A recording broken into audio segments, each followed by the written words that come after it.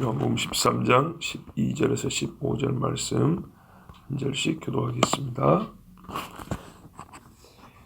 그들의 발을 씻으신 후에 옷을 입으시고 다시 앉아 그들에게 이르시되 내가 너희에게 행하는 것을 너희가 아느냐? 너희가 나를 선생이라 또는 주라 하니 너희가 옳도다. 내가 그러하다. 내가 주와 또는 선생이 되어 너희 발을 씻었으니 너희도 서로 발을 씻어주는 것이 옳으니라. 내가 너희에게 한 것 같이 너희도 행하게 하려 하여 오늘 그렸노라. 아멘. 발을 씻으신 후에 예수님이 다시 그 친교의 식탁 자리로 오셨습니다. 교제의 옷 차림이죠. 옷을 다시 입으셨다고 했고 또 좌정하셨죠. 다시 앉아. 그리고 식사를 하시는데요. 식사 전에 지금 하신 말씀입니다. 그러니까 식사 전에 가르침입니다. 순서가 이렇게 되더라고요. 밥상 차려놓고 씻으시고 가르치시고 먹는다입니다. 그러니까 여기서 가르침은 뭐냐면 아까 한 일에 대하여 설명이 필요했던 것이죠. 왜냐하면 정말 전무후무하고 듣도 보도 못한 일을 지금 경험을 한 거니까 단체로 이 일에 대하여 이해가 필요했던 겁니다. 그러니까 천국 이야기도 해주니까 제자들이 아까 그 비유는 정말 이해를 못하겠던데 그 씨 뿌리는 그건 뭡니까? 라고 이제 물어본 겁니다.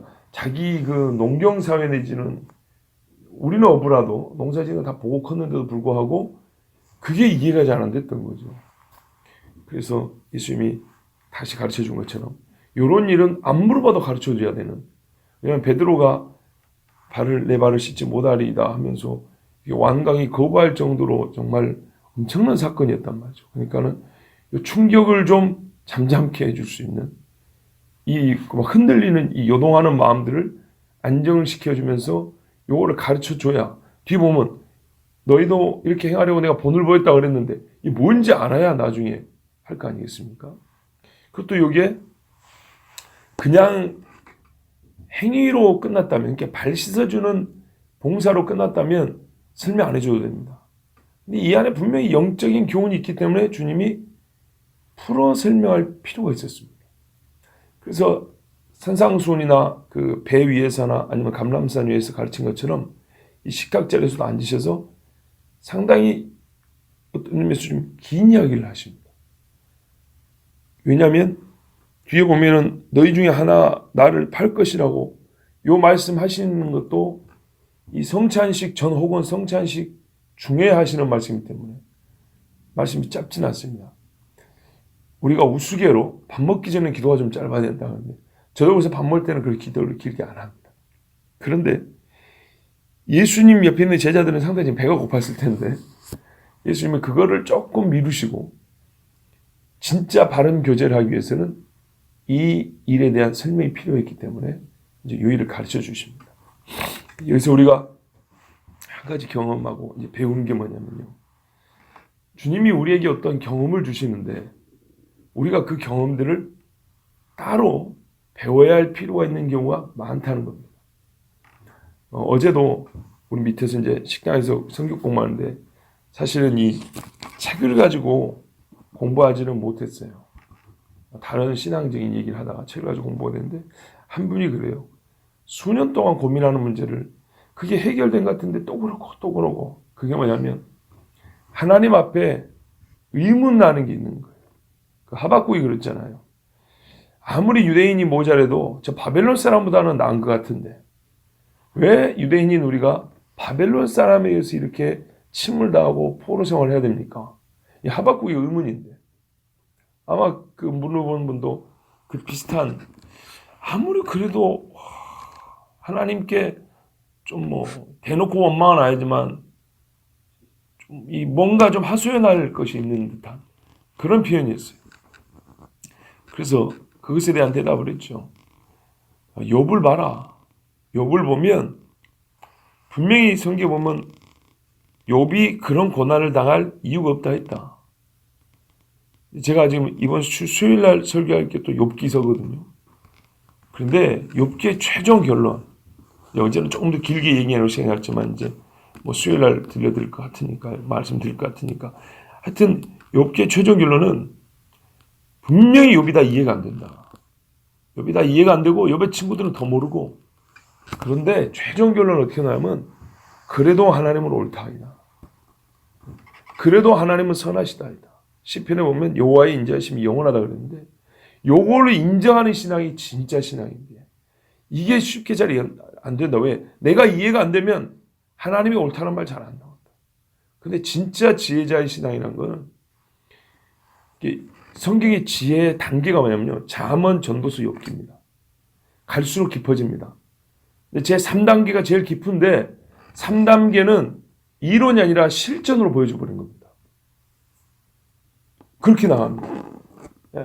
쉽게 말하면 잠언이 평시의 지혜 같으면 전도서는 그거를 좀 더 어렵게 해서 이제 우리가 잘 이해하지 못하는 상황이라든지 인생의 고난 중이라든지 좀 더 심오한 질문들을 가지고는 그 지혜를 말하고요. 그 중에 최악의 상황을 하나 케이스를 예를 들어서 이론을 설명해 준 게 아니고 말로 교훈한 게 아니라 실제로 한 사람의 경험을 통해서 우리에게 가르쳐 준 겁니다. 그럼 이 말은 곧 우리에게도 그런 일이 있을 수 있다는 얘기고요. 왜? 한 사람의 실제 경험이니까. 그런 실제 경험에서 제 아무리 하나님을 아는 사람이라 할지라도 그 친구들이 당대 최고의 신론을 갖고 있는 사람들인데 불구하고 모른다는 얘기입니다. 당대 최고의 의인이라 할지라도 모른다 이 말입니다. 결국에는 의인의 입에서도 하나님 원망하는 말이 나온다는 거예요. 끝내는. 그랬을 때 거기서 뭐 하는 걸 뭐냐면 이 세상에 진짜 로마서 말처럼 의인은 없으며 최고의 지혜자라 할지라도 결론은 인간의 저는 하나님 모른다입니다. 그러나 결론 고백할 수 있는 게 뭐냐면 그럼에도 불구하고 하나님은 옳습니다. 하나님은 선하십니다. 요게 나와야 이게 진짜로 하나님께 영광 돌리는 입이요 믿음이라는 겁니다. 그게 진짜 지혜 중에 지혜라는 겁니다. 그거 인정해야 한다.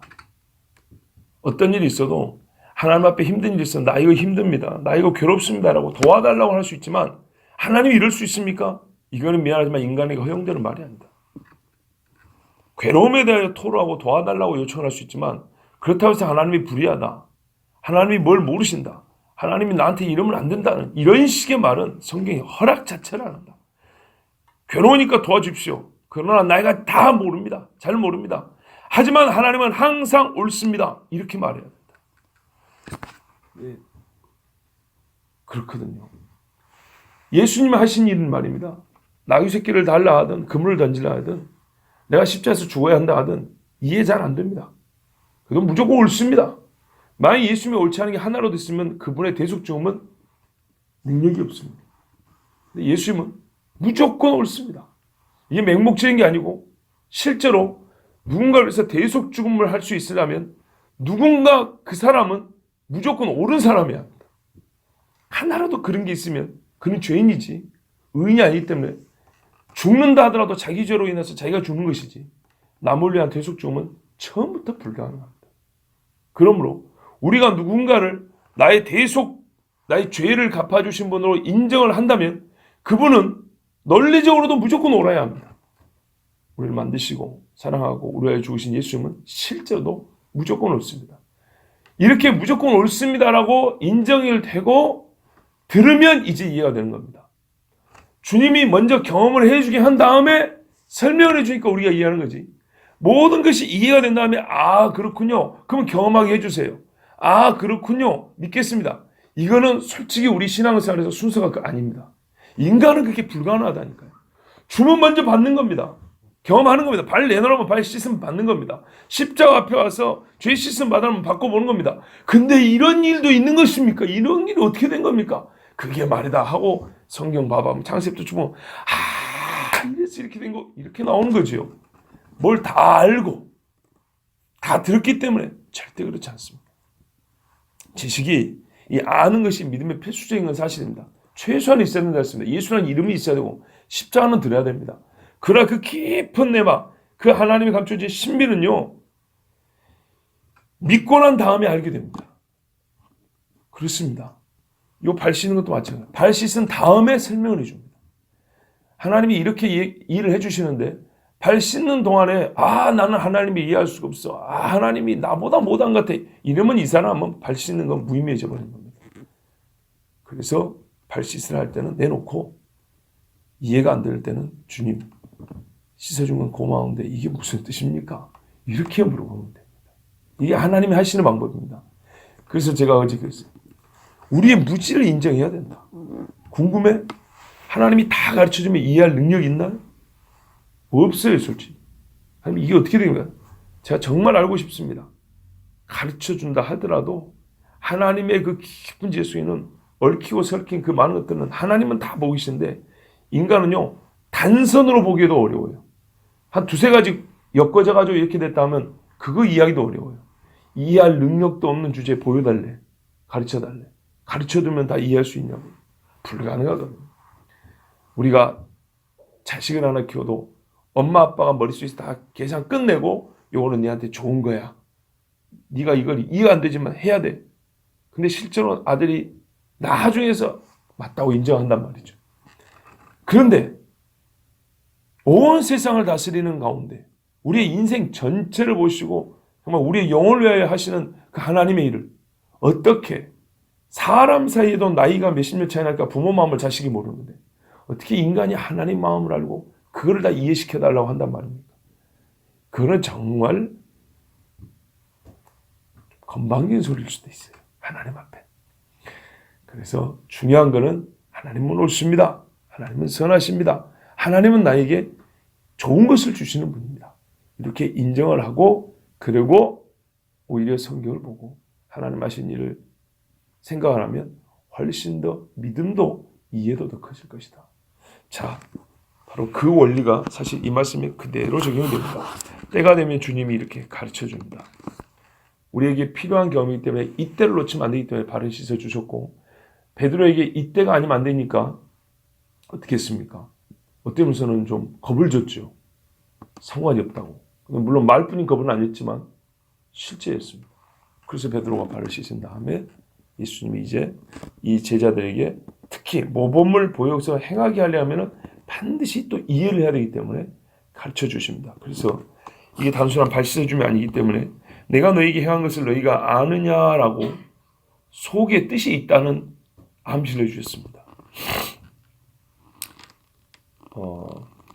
근데 이때 유다도 같이 들었습니다. 유다가 지금 뛰쳐나간 게 아니죠.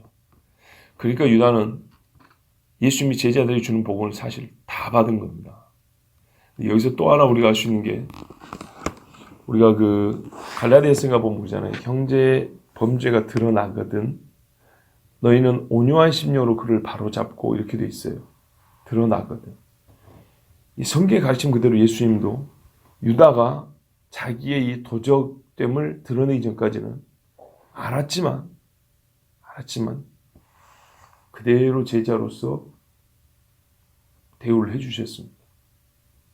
제자의 지위에서 제자가 누릴 수 있는 권리를 그대로 예수님이 허락해 주셨습니다. 이게 중요합니다. 어떤 경우는 예수님이 사람들의 속을 알기 때문에 그 예수님을 그 책잡으러 온 바리새인들과 그 하속들은 속을 알기 때문에 너희가 왜 말로 나를 시험하려고 하느냐고 탁 꼬집은 적이 있었어요. 근데 유다에 관해서는 이 마지막 교훈까지 뭐라 하냐면 직접 드러내진 않았어요. 너희 중 하나가 나를 판다 하면서 계속 이렇게 암신했어요. 왜? 그가 돌아올 수 있는 기회를 주신 겁니다. 그러나 유다 너 이렇게까지는 안 하셨어요. 마지막에 그 하나 찍어줄 때 그때 이제 말씀하셨고 요 중요한 교훈을 줄 때까지도 유다의 정체를 제자들 앞에서 드러내지 않았어요. 예수님의 이제 이게 참 몰랐다면 우리 사람으로는 이해가 되는데 이 부분도 역시 인간으로서는 이해하기 어려운 주님의 인내고 사랑입니다. 진작부터 알았거든요. 처음부터 알았거든요. 그렇지만 3년 내내 그대로 똑같이 대해주시고 똑같이 은혜를 주시면서 돌아올 수 있는 기회를 주셨어요. 자, 이것이 디도서 2장 12절 13절 말씀에서 예수님이 우리를 어떻게 가르쳤는가를 요약해주고 정리해주는 말씀인데요. 이렇게 기록되어 있습니다. 우리를 양육하시되 경건하지 않은 것과 이 세상 정욕을 다 버리고 그랬지요. 예수님 따르는 사람 다 버리고 오게 하셨고 버리게 하셨어요. 그 다음에요. 신중함과 의로움과 경건함으로 이 세상에 살고 그러니까 각자의 기질과 성품이 좀 다를 수는 있지만 기본적으로 예수를 믿고 예수님 제자가 되면 사람이 어떻게 된다고요? 신중해지고 의로워지고 경건해진다는 거예요. 이게 하루아침 되는 게 아니라 어떻게 해요? 양육이니까 점차로 이렇게 바뀐다는 거예요. 이 세상에 그렇게 살고 복스러운 소망과 우리의 크신 하나님 구주 예수 그리스도의 영광이 나타나심을 기다리게 하셨으니 소망 기다림. 그러니까는 주님 만날 날을 두려워하는 게 아니라 기뻐하고 제 인생의 우리 표현하면은 목적이자 비전으로 두게 하셨다. 예수님이 양육할 때 그 제자들은 이렇게 사람들이 변해 갔다는 겁니다. 이렇게 예수님이 양육을 했다는 거예요. 참 재밌죠. 재밌는 게 아니라 정말 우리에게 주는 교훈이 크죠. 예수 믿고 우리가 누군가를 교회에서 이런 표현을 해요. 양육, 양육반, 무슨 제자 양육 이런 걸 많이 하잖아요. 그럼 어떤 일이 벌어진다고요? 세 가지는 분명히 나타난다고요. 첫 번째, 그 사람의 세상적이고 속된 것들이 점차로 사라져야 되고 신중함과 의로움과 경건함이 점차로 확대돼야 되고 그리고 주님을 볼 것을 개인이 죽어서 주님을 보든 주님이 다시 오시는 그날을 바라보든 이게 소망이 되고 기다림이 되는 신앙으로 가는 것이 주님이 제자들을 양육하는 방식이었고 양육의 뭐랄까요? 커리큘럼이라고 하면 우리 역시도 당연히 이래야 되겠죠. 그래서 바울이 이렇게 했던 겁니다. 그러니까 디도서를 즉 디도에게 이렇게 쓴 겁니다. 이 안에서 예수님 스스로가 제자들을 그렇게 길렀지만 본인도 이렇게 보여주셨습니다. 이 중에 하나가 뭡니까? 이 유다를 드러냄에 있어서 매우 신중하셨습니다. 이 거짓된 이 마귀, 분명히 마귀라고 그랬거든요. 이 마귀를 드러내는 타이밍과 그에게 회개할 기회를 주기 위해서 예수님이 똑같은 은혜를 주신 이 모든 일에 있어서 예수는 물론 신성의 지혜를 갖고 계시지만 육을 입고 이 땅에 오셨을 때 육체로서는 유다에게 직접적 모욕을 받는 거란 말이죠. 불과 며칠 전에 향유 부음 받을 때 예수님은 솔직히 말해서 제자들한테 모욕을 당한 겁니다. 그렇지 않습니까? 그 300데나리온으로 예수님의 가치가 먹여졌습니다. 300데나리온 정도가 예수님 발에 부어지는 것이 아까운. 그렇죠. 예수님 입장에서는 이거는 상당히 좀 자존심 상한 문제일 수도 있습니다. 그럼에도 불구하고 예수님이 그 자리에서도 이 도적놈아 내가 네 도둑질한 걸 다 알고 있었던 유다를 이렇게 확 그 자리에서 정말 창피를 주고 그 자리에서 도망치게 만들 수도 있었지만 안 그랬다 이 말이에요. 예수님 스스로가 이렇게 끝까지 신중함과 의로움으로 그 제자를 살리고자 하셨다는 것. 우리가 이것을 보셔야 되고 또 하나는 베드로를 새롭게 하실 때도 물론 거리가 있었지만 쳐다보셨다 했습니다. 예. 우리 복음성가에 옛날 복음성가에 주님은 물끄러미 바라보셨네 아마 들은 게 있을 겁니다. 그 물끄러미 바라보셨다. 그 바라보심으로도 제자 베드로를 돌이키기에 충분했고요. 물론 예수님이니까 그랬겠지요 라고 말할 수 있고요. 솔직히 우리의 눈빛하고 예수님의 눈빛은 다르죠. 그렇지만 예수님이 제자 베드로를 살리실 때도 보면 상당히 신중하셨다는 것을 우리가 알 수 있습니다. 자, 이렇게 이 한 절 말씀에서 우리가 주의 은혜로 묵상할 수 있고 배울 수 있는 교훈이 적지 않습니다. 자, 이리하여서 이제 예수님이 가르쳐 주기 시작했습니다. 너희가 나를 선생이라 하고 주라고 하더라. 계속 그렇게 해왔던 것이거든요. 예수님이 너희 말이 옳도다. 내가 그러하다 그랬습니다. 예수님이 제자들한테 너희는 랍비라 선생이라 칭함을 듣지 말라. 랍비 선생은 딱 하나다 그랬습니다. 예수님밖에 없습니다. 그래서 사람들이 누가 나에게 대해서 어떤 호칭을 불러줄 때 좀 조심해야 될 필요가 있습니다. 그 호칭이 이제 존칭의 의미로 존경의 의미인 건 알지만은 그게 너무 이렇게 자주 되면 사람은 어찌됐든 간에 이 교만의 가능성이 있기 때문에 상당히 조심해야 됩니다. 그래서 사도들이 표현할 때 그랬거든요. 표현을 아예 안 한 건 아닙니다. 내가 사도다. 바울은 그랬습니다. 뭐 베드로나 요한 같은 경우는 우리는 장로다. 이렇게도 말했습니다. 그리고 또 교회 지도자들에게 너희는 예수님과 같이 목자의 어떤 그런 직분도 감당해야 돼. 이렇게도 말했지만 되게 많이 쓴 말은 우리는 형제요. 이런 말이었습니다. 안 쓴 건 아니지만 보다 많이 썼던 말은 형제라는 말. 네. 그러니까 사랑하는 형제야. 우리는 형제다. 이런 표현을 씁니다. 우리의 신앙인 안에서도 교회에서 하나님 주신 직분이 있습니다. 교회를 세우기 위해서 하나님 주신 직무상 호칭들이 있지만 우리의 기본적으로 갖고 올 때는 같은 교회 안에 있는 믿음의 식구들을 향한 우리의 그 어떤 의식은 우리는 한 형제요 자매다. 이게 가장 우선돼야 되겠습니다.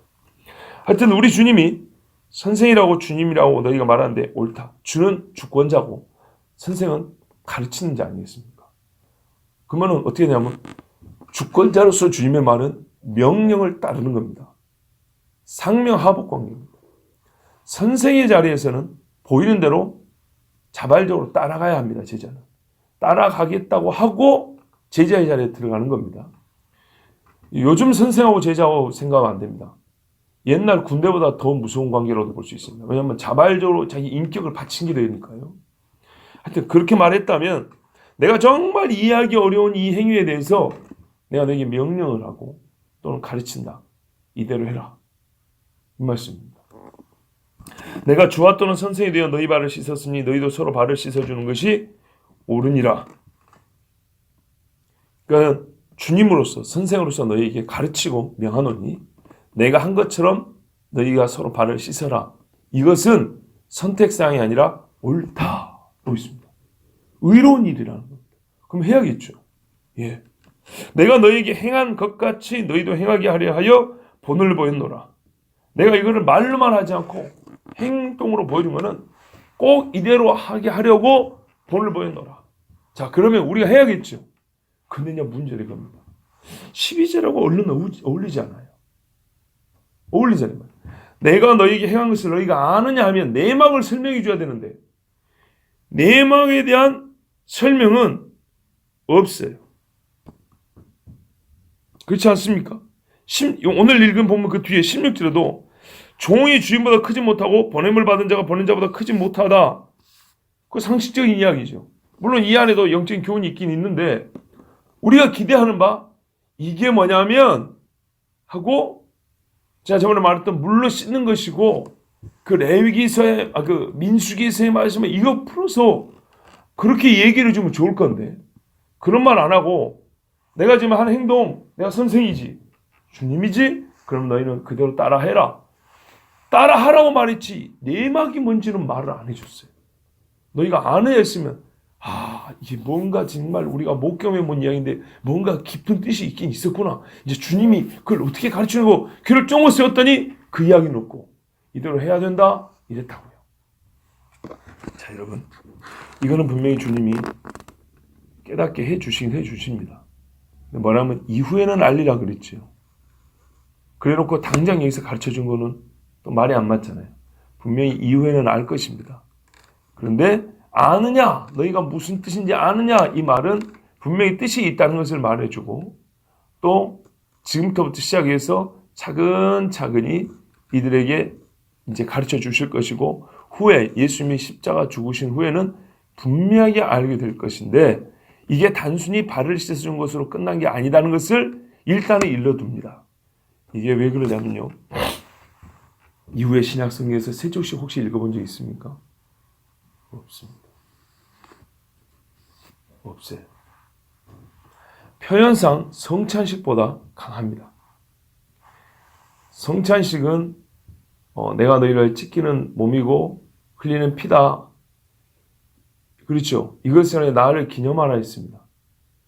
이 말의 어감보다 여기 이 어감이 훨씬 더 강합니다. 내가 직접 보여주고 이거 그대로 하라. 내가 이렇게 하게 하려고 내가 몸소 보여줬다 이렇게 말을 했습니다. 이게 훨씬 말이 강하다고요. 조교가 시범 보여준 것처럼. 그랬는데 신약성경 뒤에 읽어보면 성찬식 나오고 세례는 나오는데 세족식은 한 번도 안 나옵니다. 그렇죠. 뭐 했는데 안 기록했을 수도 있겠죠. 그런데 이것이 논란이 된 적도 없고 이방인들에게 설명을 해준 적도 없습니다. 그러나 성찬식 같은 경우는 교회에서 문제가 되니까 그거를 다시 막 풀어 가르쳐주고 막 그러지 않습니까? 우리 제자의 말씀에 그래 나온 거거든요. 세례도 문제가 됐어요. 그래서 제자들 간에 바울도 그랬죠. 내가 누구누구밖에 세례 준 적이 없고 세례를 많이 안 준 게 다행이라고 생각한다. 하여튼 세례와 성찬은요. 교회 안에서 초대교회라 할지라도 논쟁이 되었고 이것 때문에 세상에 세례와 성찬 갖고 분쟁이 일어났다고요. 그러면 여러분 만약에 세족식을 했다면 세족식이 분쟁이 안 났겠습니까? 이거는 정말로 사람들이 이해하기 어려운 일입니다. 분쟁이 날 수 있습니다. 왜 이 성찬식과 또 분쟁이 되냐면 옛날에 성찬은 실제로 많이 먹었어요. 우리 성자 떡 들 때 많이 드시면 더 좋습니다. 식사처럼 먹었다. 근데요, 같은 자리에서 먹는 거잖아요. 이것도 문제인데 세족식은 보기에 한편은 종이고 한편은 주인처럼 보이잖아요. 이게 논란이 안 됩니까? 로마 계급사회에서 종이 밥상을 받고 주인이 밥을 차리는 것 갖고도 문제가 됐어요. 당시에 제가 배운 바에 하면 당시 로마 사람들에서 교회가 미움을 받던 이유 중에 이거예요. 우리 옛날에 양반 시대든 반상의 계급이 있는데 종이 교회 갔더니 주인하고 형님 동생도 아니야. 형제와 자매 이러고 있는 거예요. 그러니까 다른 양반이 교회를 가니까 이거 기가 찬 이야기죠. 로마 시대도 그랬거든요. 그래서 고발 들어갑니다. 로마의 질서를 깨뜨린다. 그런데 여러분 세족식은 더 험한 거예요. 그 사람들 볼 때는. 옛날 양반과 상놈이 있는데 그 집에 노비가 있는데 노비가 발을 내놓고 주인이 발을 씻어주고 있다. 이거는 말이 안 되는 소리죠. 그 분명히 논란이 일어나고 교회 싸움이 나야 되는데 없었다는 얘기는 세족식은 교회 안에서 지금 우리가 들은 말씀처럼 그렇게 흔히 행해지는 일이 아니었다는 얘기입니다. 거의 없었다고 해도 과언이 아닙니다.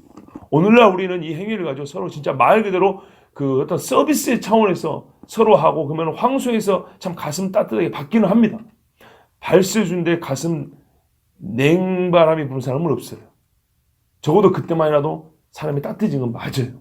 그래서 정말 해볼 만한 것이긴 한데 실제로 예수님이 오늘 이 모범을 보였다는 것은 진짜로 발을 내놓고 발을 씻는 것 좋기는 하다 했습니다. 그러나 본 의미는 거기에 있지 않았다는 것을 볼 수 있어요. 그래서 너희가 내가 행한 것을 아느냐 했고 이것을 깨달은 제자들은 훗날 신앙생활하고 복음을 전할 때마다 사람들에게 성찬식은 아침 저녁으로 했지만 초대교인들이 성경이 그잖아요. 떡을 때로 모였다고 되어 있지만 발 씻으려고 성찬식하고 똑같은 그 저녁에 예수님이 제정해 주었는데 발 씻으러 모였다거나 발을 씻어 주었다는 기록이 없다는 겁니다. 그리고 왜 생각해 보면 성찬은 떡과 잔은 직접적으로 십자가를 그대로 보여줍니다. 그런데요, 이 발 씻음은 말씀을 통하여 우리가 정결하게 되는 것을 상징한다 그랬죠. 그렇지 않습니까? 근데 이거는 교회 안에서 실제로 이 발을 씻어줄 필요가 없이 말씀을 전하고 가르치고 배우고 양육하면서 또는 죄 지을 때 타이르고 연약할 때 권면하면서 실제로 말씀으로 성도들이 어떻게 해요? 세상을 버리고 세속의 것들을 버리고 점차적으로 정결하고 깨끗해지는 과정이 나타난단 말이죠. 그거를 굳이 다시 물로 씻어줄 필요 없이 그 자체가 이 물 씻음이 말하는 거라고요. 이해가 되시죠? 예. 그러니까는 이거를 말씀을 가르치면 될 거를 말씀을 안 가르치고 발레나라 이거는 진짜 육체의 발을 씻어주는 것밖에 또는 내가 대우 좀 받았다. 가슴은 따뜻하지만 영적인 교훈을 얻는 것만큼 비교할 수는 없는 겁니다. 그러나 실제로 말씀을 들으면 말씀을 통해서 우리의 영혼의 발이 그러니까 우리 삶에 온 그 부정한 족적이 깨끗해지고 그리고 이 사람은 실제로 삶을 살 때 어떻게 하냐? 남의 육체의 발이 아니라 육체의 손도 씻을 수 있고 육체의 얼굴도 씻을 수 있고 남의 가난한 것도 도와줄 수 있고 그렇죠? 남의 좀 부족한 것도 편을 들어줄 수도 있고, 친구들 사이에서 왕따 당하는 친구가 있으면 나라도 걔한테 친구가 되어줄 수도 있고, 발을 씻어주는 것처럼 그렇게 진짜 섬기면서 충분히 살 수 있어요. 그런데 이렇게 몸으로만 보여주면 발 씻는 것만 단주라고 할 수 있지요. 근데 말씀을 통해서 사람이 발을 씻으면 육체의 발을 씻어주는 것 이상으로 육체적으로도 훨씬 더 많은 사람들을 실제로 섬기면서 살할 수가 있다는 겁니다. 그러니까 제자들은 너희가 아느냐 했을 때 이 뜻을, 주님이 정말 속에 담고 있었던 뜻을 시간이 지나고 예수님 특히 부활하신 후에 40일 동안 계시면서는 또 자세히 가르쳐 있지 않습니까?